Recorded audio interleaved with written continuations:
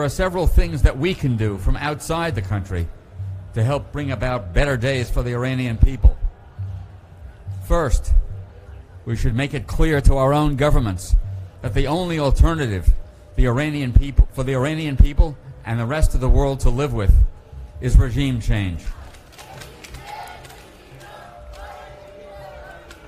Second, we should make it clear that that change must be complete and reject the suggestion of self-serving fools like the son of the Shah and members of his clique, that people in the IRGC and the MOIS can help establish a new order in Iran, or that his connection to the corrupt regime of the Shah somehow gives him credentials for leadership in a new government.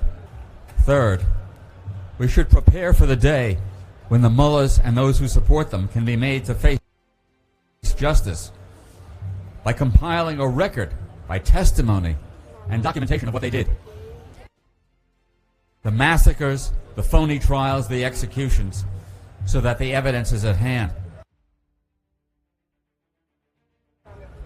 And finally, we should make it clear that any new order must be based on principles of democracy and equality of all men and women before the law and a non-nuclear government, principles that are outlined by Mrs. Rajavi in her 10-point plan.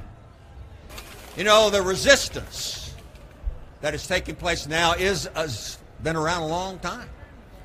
And it didn't start with the mullahs and the Iranian president now and the IRGC. It started with removing another dictator, the Shah.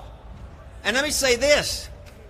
You went and gave your lives to get rid of a dictator because you wanted to be free.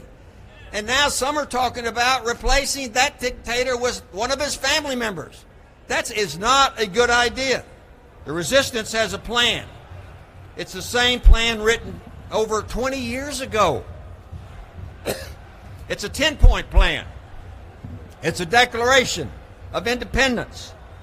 It's a plan where the people of Iran can determine their own destiny.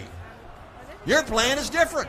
The 10-point plan is that to let the Iranian people control their own destiny, their own country. And along with the MEK and the National Council of Resistance of Iran, the NCRI has galvanized the democratic movement inside and outside Iran, promoting peace, resistance, and change under the tried and true leadership of Mrs. Rajavi.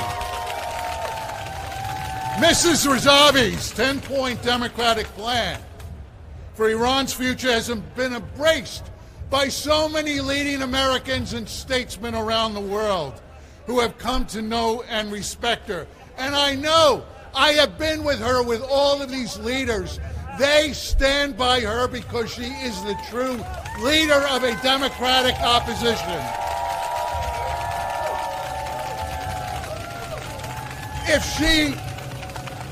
If she were no threat, this decrepit regime would not be spending morning, noon, and night to end her rule and to end her movement. We are here for one reason: to reject the president of a regime that is the world's #1 state sponsor of terrorism, a regime that massacres prisoners, a regime that suppresses women and youth, the regime that is racing for nuclear weapons.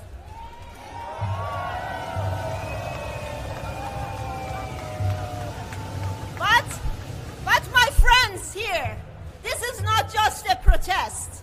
This is also a message of hope, because there is an alternative.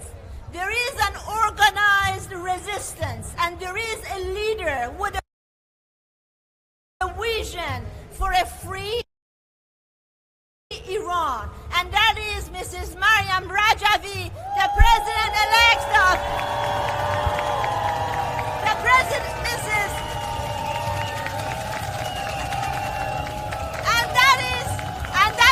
Mrs. Maryam Rajavi, the president-elect of the National Council of Resistance of Iran. Her 10-point plan shows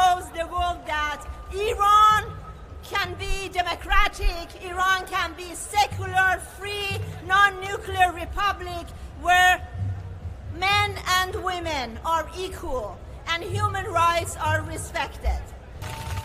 Earlier this month, tens of thousands rallied in Brussels in support of Mrs. Mariam Rajavi's progressive 10-point plan, celebrating the 60th anniversary of Iran's longest-running political movement, the Mujahedin-e-Khalq.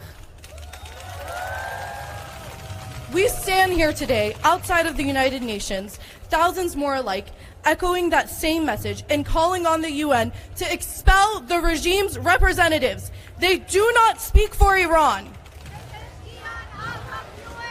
They do not speak for Iran. We are echoing the voices of those fighting the regime in Iran, those enduring torture, those acting as an engine for change. Yes, they are the voices of Iran today.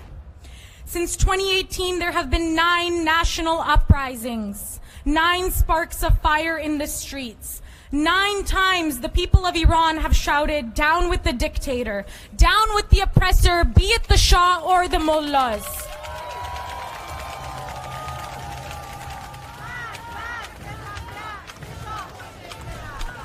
So today we say to the world, we demand the snapback of UN sanctions, the enforcement of Chapter 7, and urgent international action to stop the executions. We demand the world intervene to save the lives of all political prisoners. We demand that the world recognize the Iranian people's right, their inevitable right, to overthrow this regime and to build a free Iran with their own hands. Pezeshkian can wear a suit and read prepared remarks at the UN, but he cannot scrub the blood from his regime's record.